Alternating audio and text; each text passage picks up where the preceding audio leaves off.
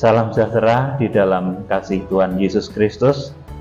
Saat ini saya akan menyampaikan pembukaan rahasia firman Tuhan mengenai dimensi gaib di dalam kitab Wahyu. Saudara yang dikasihi Tuhan Yesus Kristus, di dalam kitab Wahyu itu yang menjadi pelaksana utama tentunya adalah Tuhan Yesus Kristus. Kemudian Tuhan itu menggunakan hamba-hambanya teristimewa yang disebut sebagai ketujuh bintang yang digenggam di tangan kanan Tuhan Yesus Kristus, yang itu juga merupakan ketujuh gembala dari jemaat Efesus, Smyrna sampai Laodikia.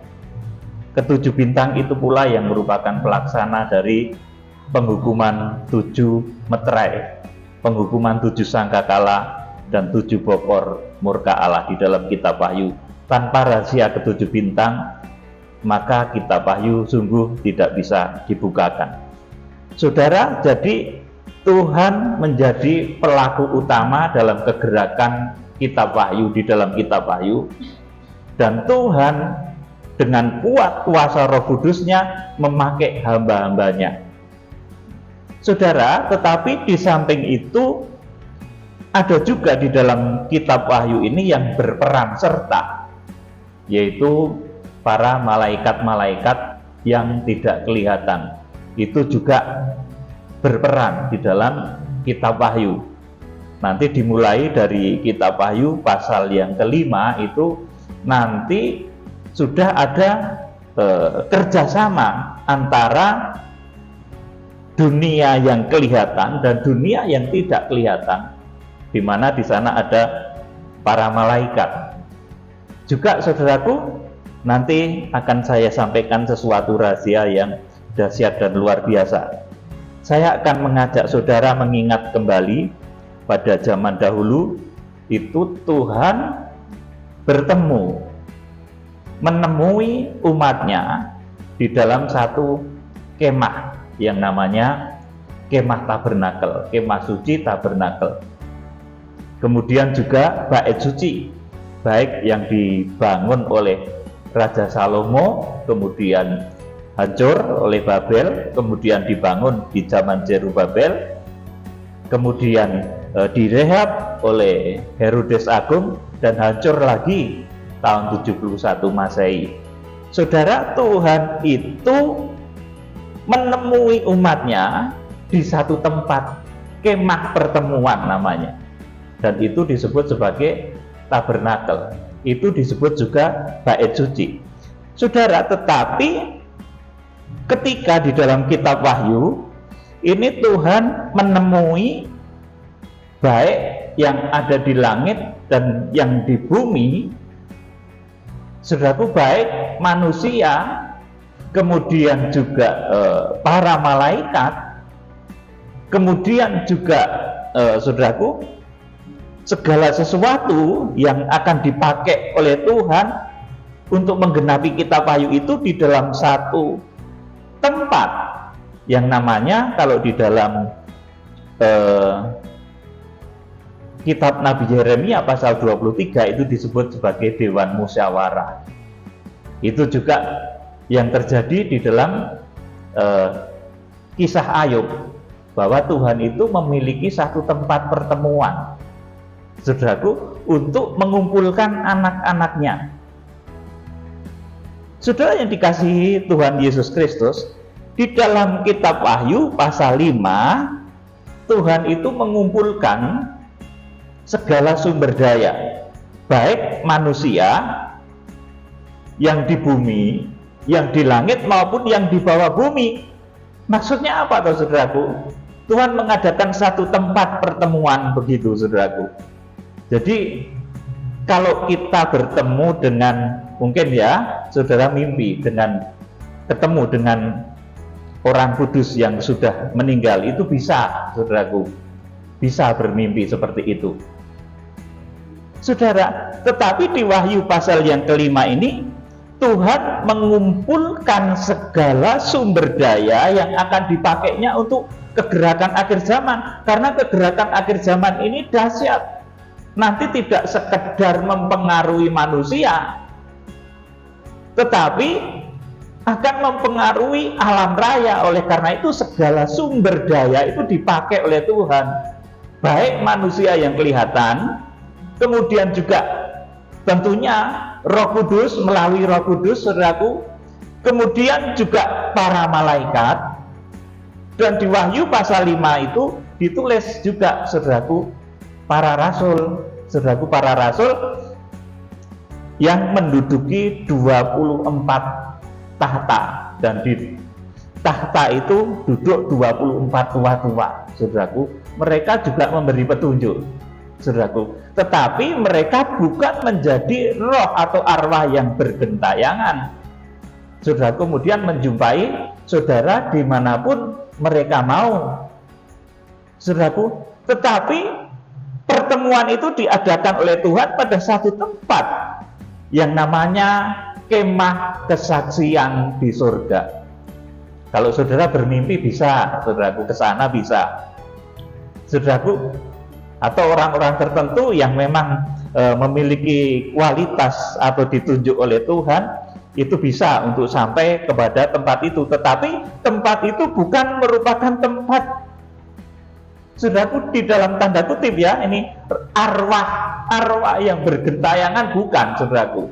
Di sana memang ada 24 tua-tua yang nanti bahkan memberi petunjuk kepada Rasul Yohanes. Saudaraku, nanti kita akan membaca di dalam kitab Wahyu pasal 5 ya. Jadi kitab Wahyu ini selain menghadirkan kekuatan fisik, kekuatan manusia, hamba-hamba Tuhan yang diurapi, menghadirkan kekuatan Roh Kudus, saudaraku, maka memang ada juga, saudaraku, partisipasi dari dunia, dari orang-orang, saudaraku, petunjuk dari 24 tua-tua. Mereka bukan roh yang bergentayangan, maka tempat bertemunya pun disebut sebagai kemah kesaksian di surga.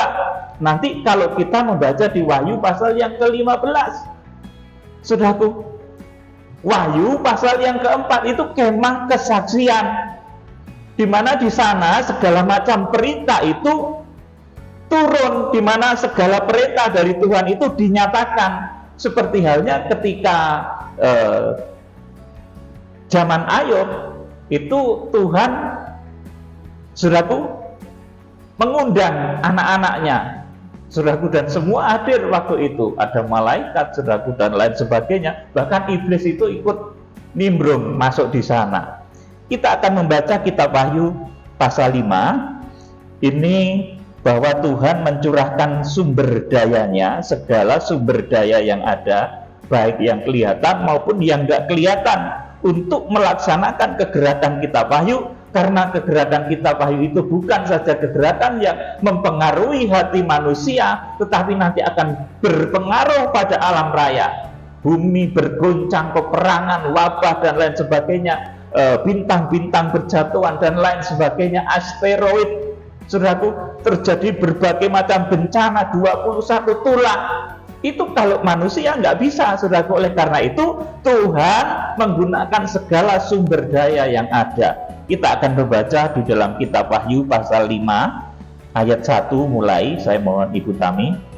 Kitab Yang Dimeterai dan Anak Domba.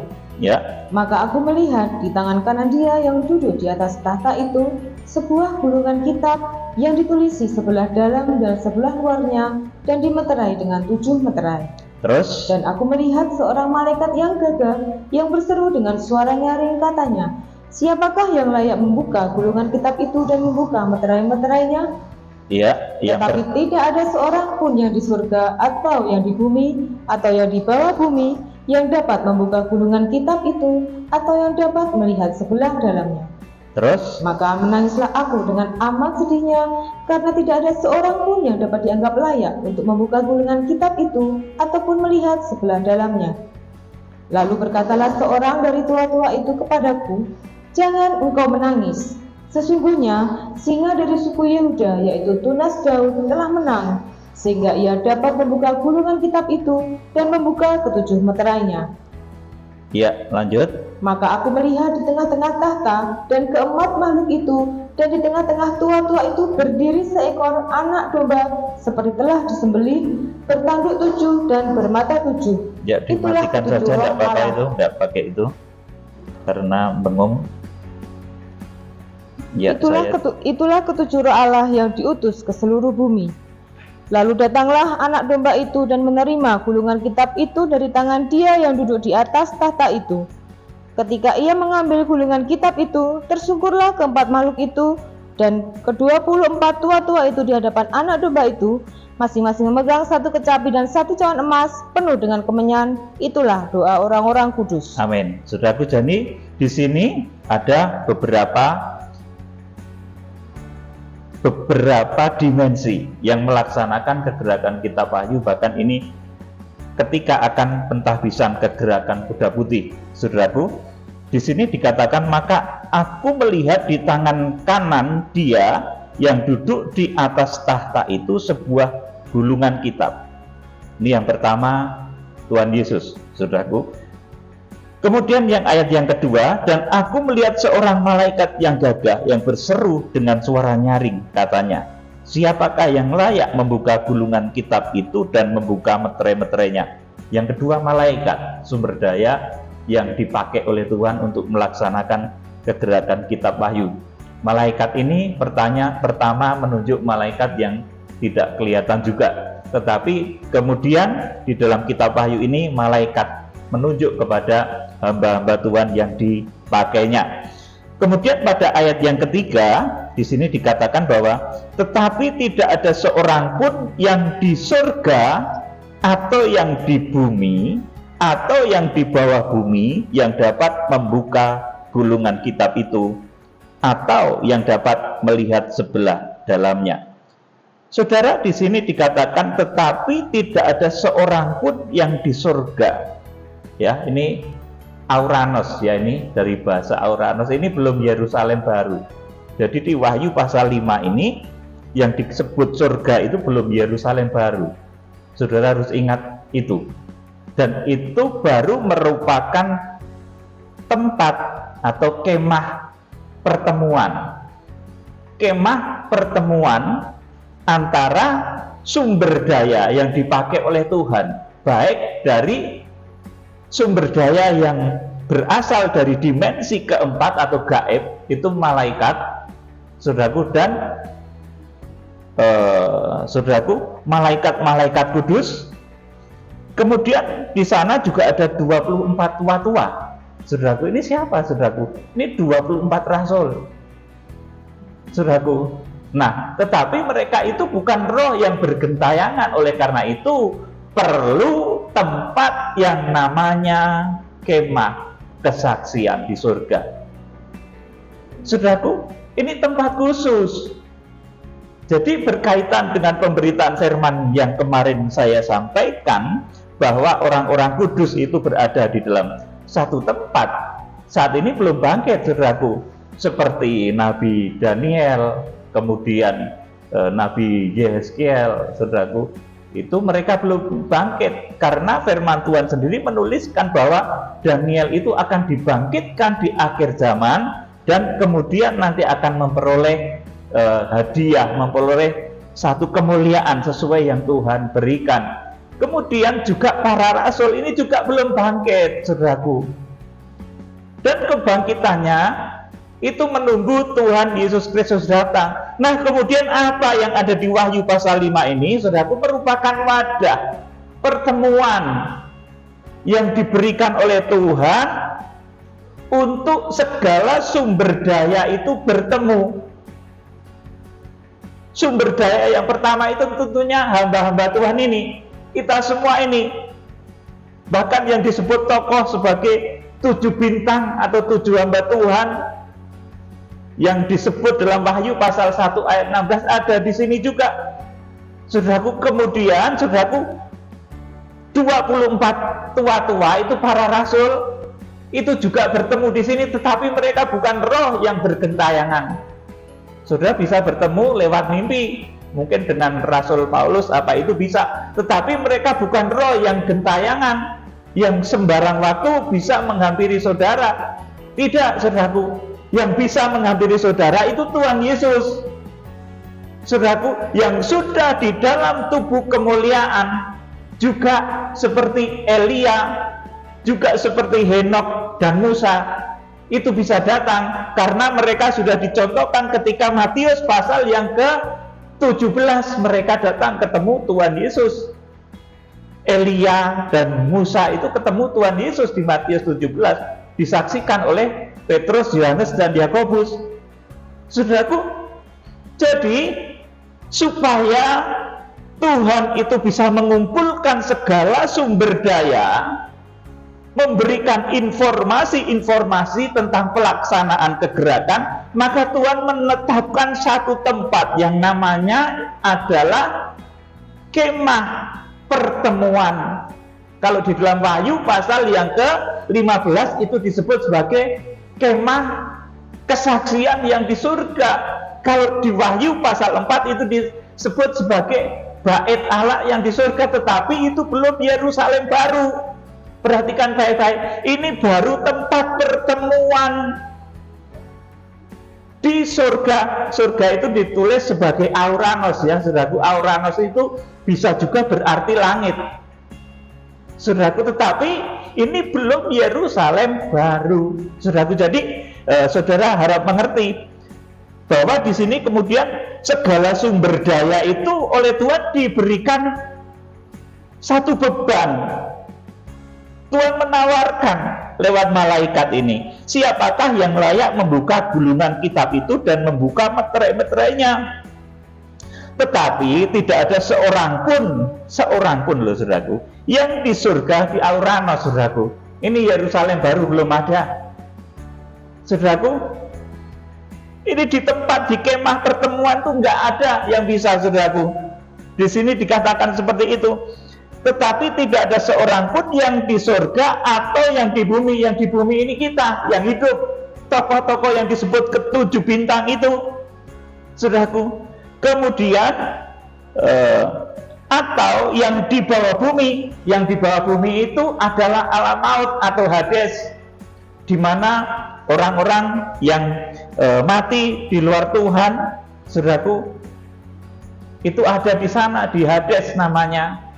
Orang kaya yang mati, kemudian yang melihat Bapak Abraham memangku Lazarus, saudaraku, orang kaya yang mati itu di Hades, saudaraku. Tetapi saya memberitahu saudara, kalau iblis itu dia memiliki akses untuk masuk ke alam maut, karena memang itu tempatnya iblis, saudaraku. Iblis berkuasa di alam maut itu, saudaraku. Jadi saudara yang dikasihi Tuhan, makanya orang yang berada di dalam dosa, saudaraku, kalau meninggal kemudian masuk di Hades, yang tidak berada di dalam iman, mereka disiksa oleh iblis, saudaraku. Tetapi saudaraku, orang-orang kudus yang berada di dalam kebenaran, di dalam iman, mereka seperti Abraham yang memangku Lazarus, saudaraku. Nggak ada yang berani nyiksa mereka. Itulah, saudaraku, kalau saudara berada di dalam Kristus, saudara berada di dalam kebenaran, itu tidak ada, saudaraku, yang menyiksa saudara sesudah saudara mungkin karena tidak bisa mengikuti kegerakan sampai Tuhan Yesus Kristus datang, kebetulan meninggal dunia, saudaraku. Tidak ada yang berani menyiksa saudara, karena saudara milik Kristus, saudaraku yang dikasihi Tuhan. Oleh karena itu di dalam iman Kristen, saudaraku, ini di dalam iman kita, di dalam iman Kristen, saudaraku, itu kita tidak akan menemukan apa yang disebut sebagai siksaan di dalam kubur, saudaraku. Orang yang percaya Yesus itu tidak akan ada seperti itu, saudaraku. Tetapi orang-orang yang berada di luar iman, saudaraku, mereka memang akan berada di alam maut yang namanya Hades, di mana setan itu berkuasa. Ya, mereka bisa disiksa, saudaraku, oleh setan itu. Saudaraku, oleh karena itu kalau setan itu dia bisa berada di Hades, bisa, saudaraku. kemudian berada di dunia manusia ini juga bisa nakut-nakutin saudara. Di pepohonan gitu, saudaraku, muncul memalsukan orang, pura-pura bangkit dari kubur, saudaraku. Kalau setan yang bangkit itu langsung ketawa ya, saudaraku, gitu. Itu setan yang bangkit, saudaraku, memalsukan kebangkitan, saudaraku. Setan juga bisa terbang di langit. Nah, tetapi manusia tidak. Manusia yang masih hidup itu berada di atas bumi. Kemudian manusia yang sudah meninggal, yang berada di dalam Tuhan, saudaraku, itu berada di dalam satu tempat. Kata firman Tuhan, dijemput oleh malaikat-malaikat ke Firdaus atau paradise, dibawa ke satu tempat, saudaraku. Dan untuk mempertemukan segala sumber daya ini, maka Tuhan menetapkan satu tempat yang namanya, kalau di dalam kitab Nabi Yeremia pasal 23 itu disebut sebagai Dewan Musyawarah Tuhan, saudaraku. Kalau di dalam kitab Wahyu pasal 4 itu disebut sebagai Bait Allah yang terbuka. Saudara, kalau di dalam Wahyu pasal yang ke-15 itu disebut kemah kesaksian yang di surga, Auranos. Belum Yerusalem baru, perhatikan baik-baik ini, saudara. Jadi yang mengendalikan gerak, yang mengendalikan kegerakan kitab Wahyu itu belum dari Yerusalem baru, tetapi dari, saudaraku, kemah pertemuan yang di surga ini, di mana dulu juga sudah dikisahkan di dalam kitab Nabi Ayub, saudaraku. Jadi saya bacakan lagi, ini ayat yang ke-4 dari Wahyu pasal 5. Maka menangislah aku dengan amat sedihnya, karena tidak ada seorang pun yang dianggap layak untuk membuka gulungan kitab itu ataupun melihat sebelah dalamnya. Lalu berkatalah seorang dari tua-tua itu kepadaku, jangan engkau menangis, sesungguhnya singa dari suku Yehuda, yaitu tunas Daud, telah menang, sehingga ia dapat membuka gulungan kitab itu dan membuka ketujuh meterainya. Amin, saudaraku. Ini yang berkata siapa, saudaraku? Lalu berkatalah seorang dari tua-tua itu kepadaku. Seorang dari tua-tua itu tentunya salah satu dari ke-24 rasul. 24 rasul itu terdiri dari 12 rasul hujan awal, Petrus, Yohanes, Yakobus, kemudian 12 rasul hujan akhir yang namanya tidak bisa disebut, saudaraku. Jadi, saudaraku, yang memberitahukan bahwa jangan engkau menangis, sesungguhnya singa dari suku Yehuda, yaitu tunas Daud, telah menang, sehingga ia dapat membuka gulungan kitab itu dan membuka ketujuh meterainya. Ini adalah salah satu dari tua-tua itu. Jadi petunjuk untuk kegerakan itu memang berasal dari bait suci Allah, ya, saudaraku, dari satu tempat yang namanya Dewan Musyawarah, dari satu tempat yang namanya kemah kesaksian di surga. Itu bukan tempatnya roh bergentayangan, saudaraku. Orang yang sudah mati itu tidak bergentayangan di muka bumi ini, saudaraku. Kalau ada yang mengatakan arwah orang bergentayangan, saudaraku, itu sebetulnya iblis yang memalsukan diri, saudaraku. Seperti halnya ketika Raja Saul itu meminta petunjuk kepada seorang petenung, maka yang keluar itu sebetulnya bukan roh Samuel, saudaraku. Jadi arwah orang yang sudah mati itu tidak bergentayangan, tetapi kalaupun harus berinteraksi, maka Tuhan sediakan satu tempat yang namanya tempat itu disebut sebagai kemah kesaksian di surga. Kalau dahulu pada zaman tabernakel, kemah pertemuan itu disebut dengan tabernakel, tempat Tuhan berbicara, memberikan petunjuk. Tetapi di dalam kitab Wahyu, maka tempat pertemuan besar itu, saudaraku, disebut sebagai kemah kesaksian di surga, atau di dalam Wahyu pasal 4 disebut bait suci Allah terbuka. Kemudian terlihatlah seperti apa yang ditulis dalam Wahyu pasal 4 itu. Saudara yang dikasihi Tuhan Yesus Kristus, ayat yang ke-7 coba dibaca lagi, Ibu Tami.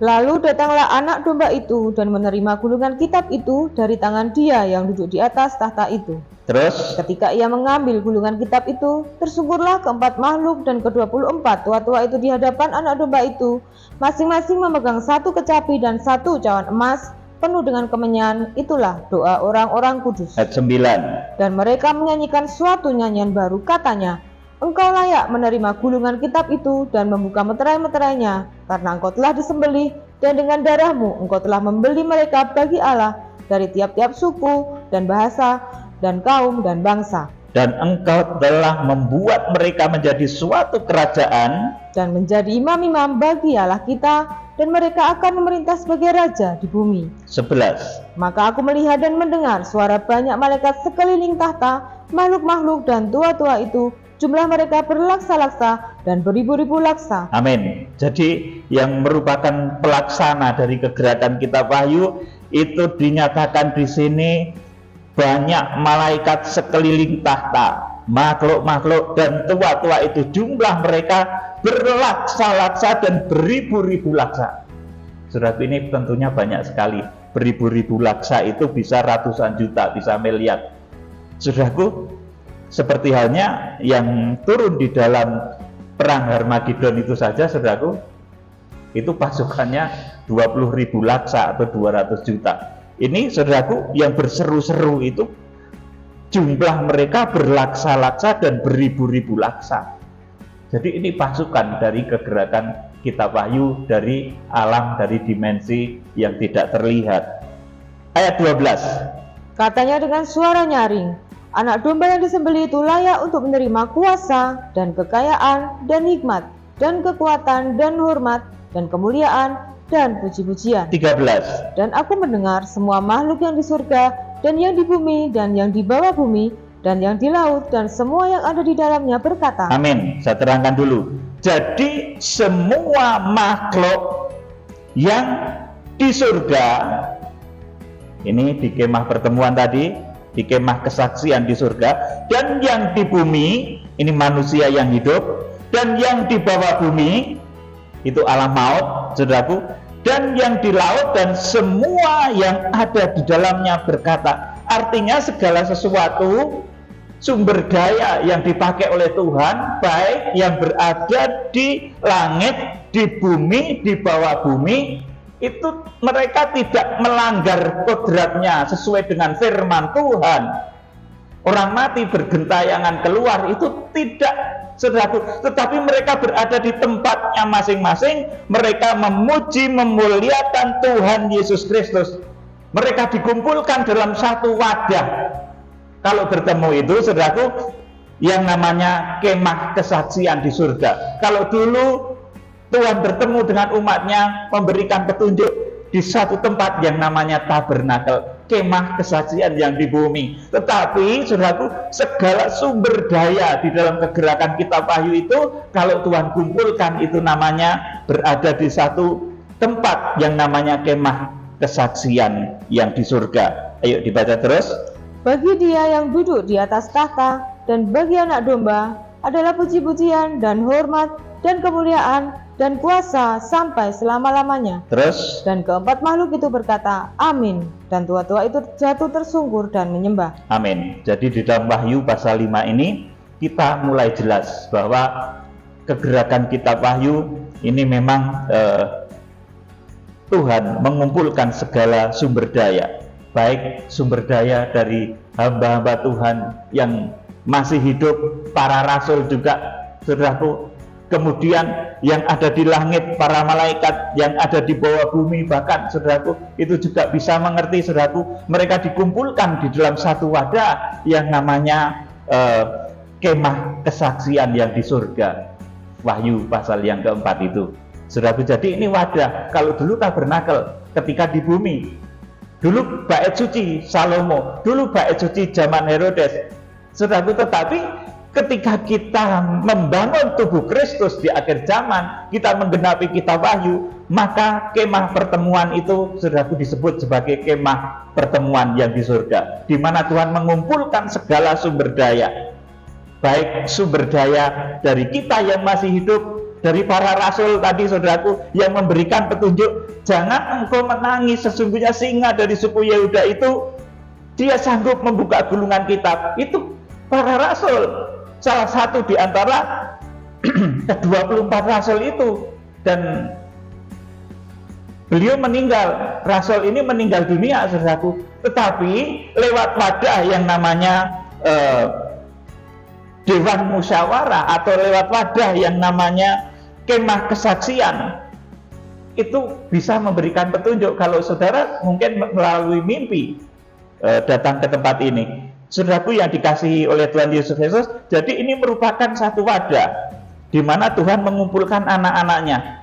Saudara, kita akan membaca di dalam Ayub pasal yang ke-1, kitab Nabi Ayub. Ayub pasal yang ke-1 ayat yang ke-6 dan selanjutnya, dibaca coba. Pada suatu hari, datanglah anak-anak Allah menghadap Tuhan, dan di antara mereka datanglah juga iblis. Amin. Jadi ini pertemuan di zaman itu, saudaraku. Pada suatu hari datanglah anak-anak Allah menghadap Tuhan. Tentunya ini ada para malaikat, ada manusia, saudaraku. Dan iblis juga ada, saudaraku. Di sana iblis ada, masih bisa naik turun. Makanya iblis itu nanti tidak mendapat bagian untuk masuk ke tempat itu lagi ketika Wahyu pasal 12 ayat yang ke-7 sampai ke-9 digenapi. Tidak ada tempat lagi untuk iblis. Saudara yang dikasihi Tuhan, kemudian kita akan membaca Yeremia, kitab Nabi Yeremia pasal 23.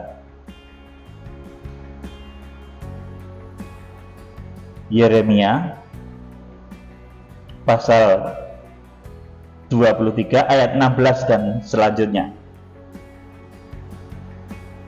Beginilah firman Tuhan semesta alam. Janganlah dengarkan perkataan para nabi yang bernubuat kepada kamu. Mereka hanya memberi harapan yang sia-sia kepadamu dan hanya mengungkapkan penglihatan rekaan hatinya sendiri, bukan apa yang datang dari mulut Tuhan. Amin. Jadi hati manusia itu sangat rentan, saudaraku. Kalau hati manusia itu disentuh atau dibuai oleh setan, oleh kuasa kegelapan, maka dia akan melakukan nubuat-nubuat yang salah. Tetapi kalau hati manusia itu disentuh oleh Roh Kudus, maka dia akan melakukan satu ajaran-ajaran, melakukan nubuatan-nubuatan yang sesuai dengan firman Tuhan. Selanjutnya dibaca. Mereka selalu berkata kepada orang-orang yang menista firman Tuhan, kamu akan selamat. Dan kepada setiap orang yang mengikuti kedegilan hatinya mereka berkata, malapetaka tidak akan menimpa kamu. Terus, sebab siapakah yang hadir dalam Dewan Musyawarah Tuhan sehingga ia memperhatikan dan mendengarkan firman-Nya? Siapakah yang memperhatikan firman-Nya dan mendengarnya? Lihatlah, angin badai Tuhan, yakni kehangatan murka, telah keluar menyambar. Angin puting beliung dan turun menimpa kepala orang-orang fasik. Amin. Jadi di sini tempat wadah di mana Tuhan mengumpulkan anak-anaknya. Bahkan di sana iblis itu juga masih bisa mengintai, ya saudaraku, bahkan juga mengajukan usulan. Itu disebut sebagai Dewan Musyawarah, ya saudaraku. Kalau di dalam Wahyu pasal yang keempat itu disebut sebagai bait suci yang terbuka. Di dalam Wahyu pasal yang kelima itu disebut sebagai tempat di mana 24 tua-tua itu berkumpul, orang-orang kudus berkumpul, para malaikat itu berkumpul, saudaraku. Itu satu wadah, satu tempat. Supaya apa toh, saudaraku? Supaya setiap pribadi itu tidak menyalahi kodratnya. Yang berada saat ini belum dibangkitkan, mereka tetap berada di sana, saudaraku. Yang saat ini sudah bangkit seperti Henok, seperti Elia sudah dalam tubuh kemuliaan, mereka juga tetap di sana, saudaraku. Supaya semuanya tetap pada tempatnya, tetapi ketika dipertemukan oleh Tuhan, mereka bisa melakukan komunikasi, saudaraku. Dan ini komunikasinya tentunya bukan seperti yang di film-film itu bergentayangan ke sana kemari, tidak, saudaraku, tetapi di satu tempat khusus, seperti ketika riwayatnya Ayub, seperti yang dikisahkan Nabi Yeremia. Terakhir kita akan baca kitab Wahyu pasal yang ke-15.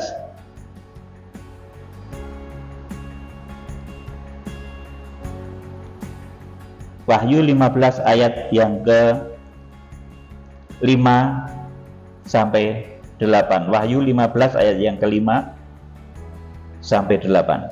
7 malaikat dengan 7 cawan murka Allah. Iya, Kemudian daripada itu aku melihat orang membuka bait suci, kemah kesaksian di surga. iya, kemah kesaksian di surga. Terus Dan ketujuh malaikat dengan ketujuh malapetaka itu keluar dari bait suci, berpakaian lenan yang putih bersih dan berkilau-kilauan, dan dadanya berlilitkan ikat pinggang dari emas. Terus Dan satu dari keempat makhluk itu memberikan kepada ketujuh malaikat itu 7 cawan dari emas yang penuh berisi murka Allah, yaitu Allah yang hidup sampai selama-lamanya. 8. Dan bait suci itu dipenuhi asap karena kemuliaan Allah dan karena kuasanya, dan seorang pun tidak dapat memasuki bait suci itu sebelum berakhir 7 malapetaka dari ketujuh malaikat itu. Amin. Saudaraku, jadi ini yang dikisahkan juga di dalam kitab Wahyu pasal 4, Wahyu pasal 5 itu merupakan kemah kesaksian di surga. Ketika Tuhan memberikan satu tempat untuk segala sumber daya itu bersatu, itu namanya kemah kesaksian di surga. Kalau dahulu untuk manusia-manusia, saudaraku, pada zaman Musa, pada zaman Israel di padang gurun, itu namanya kemah kesaksian di bumi yang namanya tabernakel, yang dilanjutkan menjadi bait suci pada zaman Salomo, roboh, kemudian dibangun zaman Zerubabel, kemudian direhab mewah oleh Herodes Agung, dan roboh lagi tahun 71 oleh Jenderal Titus. Itu kemah kesaksian yang mengumpulkan manusia. Tetapi kemah kesaksian yang di surga ini mengumpulkan segala sumber daya yang ada di langit dan di bumi. Kiranya Tuhan Yesus Kristus memberkati.